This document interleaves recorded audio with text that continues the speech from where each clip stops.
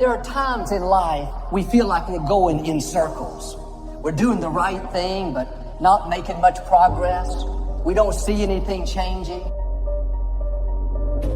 It's easy to lose our passion and get discouraged. But one test we all have to pass is being faithful when nothing new is happening. We're just going to work, raising children, coming home, doing the same thing again. It's easy to be our best when we're getting good breaks. Things are falling into place. That doesn't take much faith. But what about when you're working hard but not getting the credit? You're being your best, but your marriage isn't improving. When you're faithful in the routine, something is happening that you can't see. Your character is being developed. The routineness of life is not exciting, but it is necessary. You won't become all you were created to be without being your best when it's mundane. Being excellent, having a good attitude when it's just another ordinary day. Nothing exciting is happening. You're just singing in the choir another Sunday, going to work with a smile another week, doing the right thing with a good attitude another month. You could see it as boring. When is this going to change? But you understand this principle, you're being prepared. When you're faithful in average days, then you will see exceptional days. But sometimes we're frustrated because we know we have more in us, but we're not seeing it happen. We don't understand why we're not making progress. Be faithful in the routine. What's in your future is going to be more rewarding, more exciting than anything you've imagined. Now, I'm challenging you to stay faithful in the routine.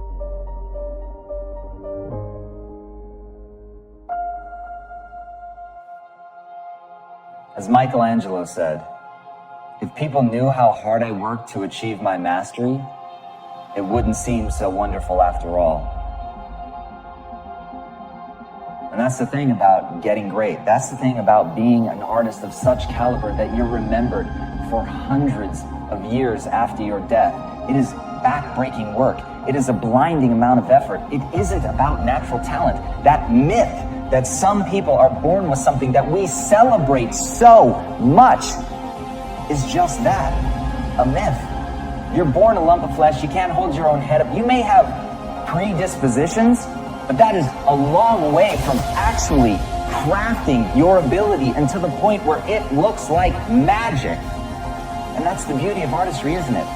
That it's so unbelievable that you're more willing to believe that it was God-given, that they were anointed with it, than that they just worked their ass off.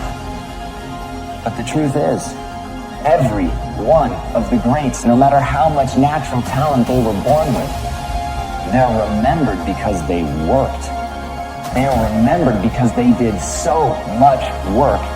Because in that work is hardship. In that work is difficulty. In that work is unbearable adversity. But it's in that adversity that the magic happens. And as Victor Hugo said, adversity makes men. Prosperity makes monsters. So I know right now you wish you'd been born with some talent. You wish that all those dreams that you had, they were yours for the taking, that you didn't have to put blood, sweat, and tears into it, that somebody would hand you at least something in the beginning, that they would give you some start, some spark. That's what the monsters create. If you really want to get hard, if you really want to get tough, if you want to get great, if you want to be unfucking touchable because no one can bend or break your vision of yourself, then you have to suffer. That's the way of the world. And as Florence Nightingale said, I attribute my success to this. I never gave or took any excuse. And that's the secret. At the end of the day, if you know what you want, it's only a question of whether you're willing to pay the price to get there. So ask yourself, are you willing to pay the price?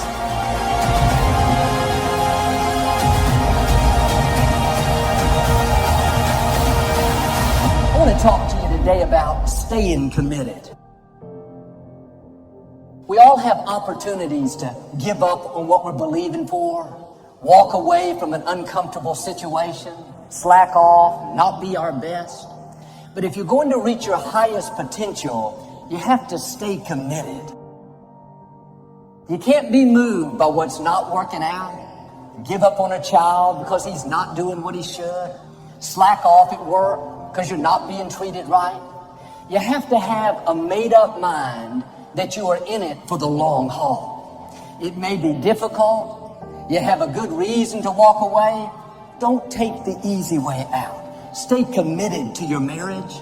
Stay committed to raising those children. Stay committed to your friends. They may make mistakes. Give them some grace. Don't be a fair-weathered friend. Be committed in the good times, in the tough times. Stay committed to your job. Be a loyal person. Somebody they can count on day in and day out. You're not always going to feel like it. There will be good days and tough days. Times when it's exciting, times when you feel like giving up.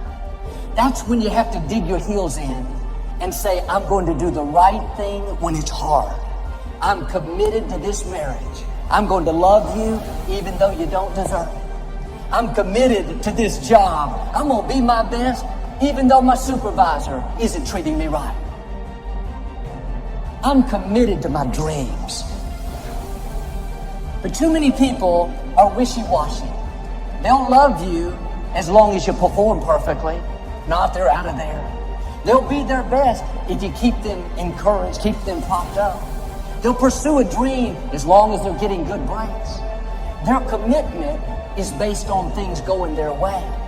But when it's difficult, when it's taking longer than they thought, they get discouraged, start to slack off. Well, they don't pay me enough. I'm undervalued. If they would pay me more, I would do more. But if you don't pass the test of being your best where you are, showing up on time with a good attitude, doing more than you have to. Well, Joel, it's difficult to stay committed to my job, committed to my marriage, committed to this dream. Nothing's going my way. If it was easy, everyone would do it.